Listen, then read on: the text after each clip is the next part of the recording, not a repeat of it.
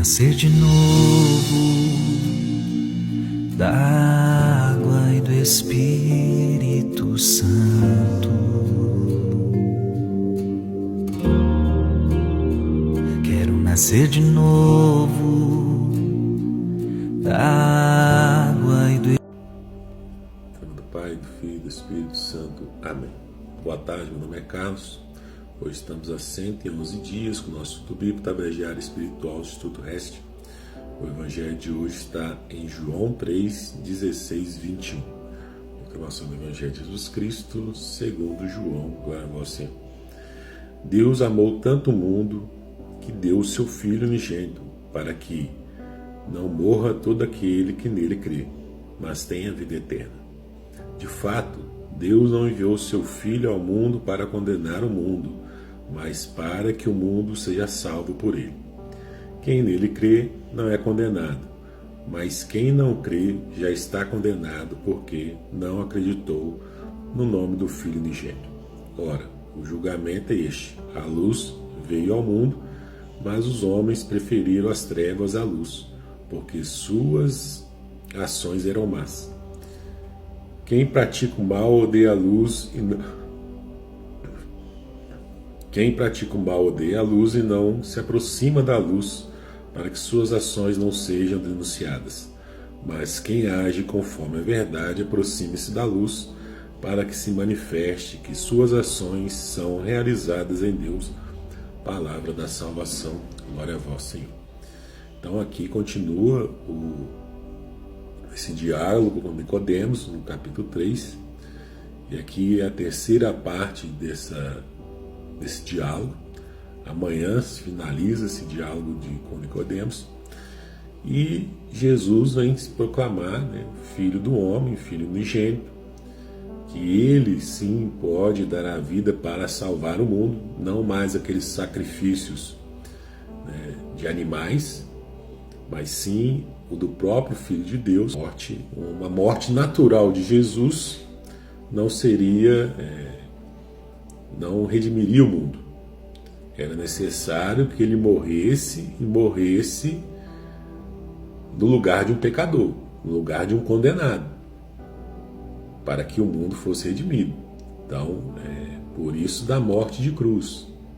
Por isso que no Evangelho de ontem Jesus vai dizer que o Filho do Homem é necessário que o Filho do Homem fosse erguido, para que todo que olhasse para ele fosse salvo. Então era necessário morrer no lugar do pecador, morrer no nosso lugar, nós somos pecadores. Então aí sim Jesus abre a possibilidade da salvação para todos nós. Por que eu falo possibilidade? Porque aqui depende, apesar do ato de Jesus, ele vai dizer, todo que aquele que nele crê. Então a possibilidade de salvação a todos depende de você crer em Jesus. Se você não crê em Jesus, você não vai ser salvo. E aí muitos vão falar assim, não, eu creio em Jesus, eu acredito em Jesus. Eu acredito em Jesus, mas não sigo os mandamentos. Eu só acredito que Jesus é uma pessoa, um ser poderoso, que quando eu chego lá, peço para ele alguma coisa, ele vai lá e me atende. Se for esse o seu acreditar, sinto muito, mas você está distorcendo o crer em Deus. Que aqui no crer em Jesus, como o Salvador do mundo, é realmente viver o senhorio de Jesus. Jesus ser o Senhor em todos os aspectos da sua vida. Não somente um Jesus dono de farmácia, um Jesus dono de supermercado, que você vai lá, pede alguma coisa para ele e ele vai lá e te atende. Jesus me atendeu. Então você, na sua condição de pecador, você acha que independente da forma como você vive, Deus é obrigado a atender as suas preces. E não é bem assim que as coisas funcionam. Não é pelo seu mérito Não é pelo mérito, nosso mérito, que Deus age com bondade conosco, mas pelo mérito de Deus, para honrar o nome dele. Fazem suas orações somente como um modo de ter os seus anseios, né, as suas necessidades supridas por Deus. Então, e por isso muitas pessoas vivem nas trevas.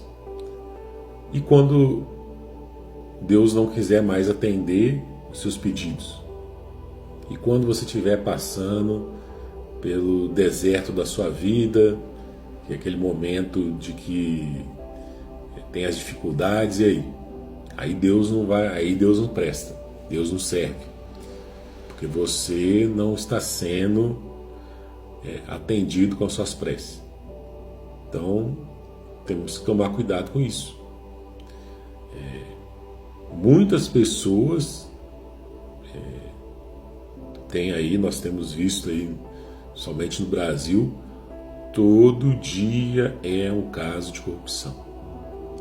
Todo dia aqueles que vivem nas trevas caem as suas máscaras, um dia após o outro. E tem pessoas que nós estamos vendo que defendem essas pessoas que andam nas trevas, porque elas fazem parte. Eles fazem parte desse movimento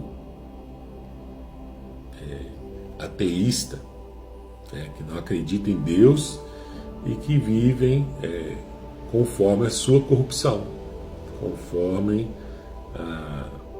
as suas más obras. Então, quando se coloca a luz de Cristo nos seus maus comportamentos, eles se esperneiam, aí ficam agressivos,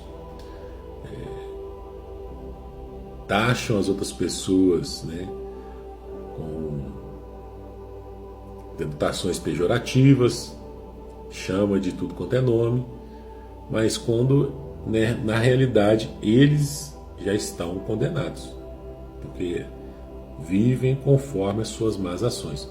Mesmo que queiram demonstrar, né, uma falsa piedade, como nós vimos aí vários líderes mundiais com falsa piedade indo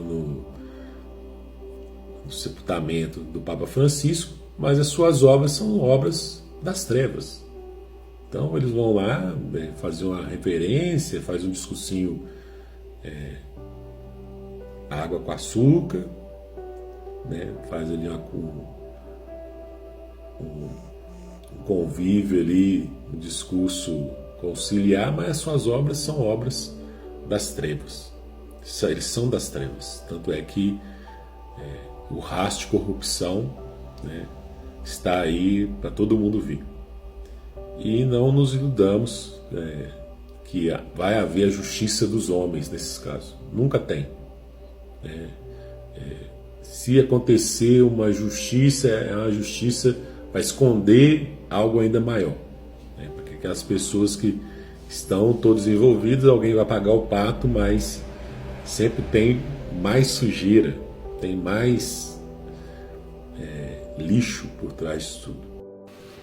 Que Jesus abençoe, Maria nos cubra com seu manto, Sagrada Família, abençoai e santificai as nossas famílias, em nome do Pai, do Filho e do Espírito Santo. Amém.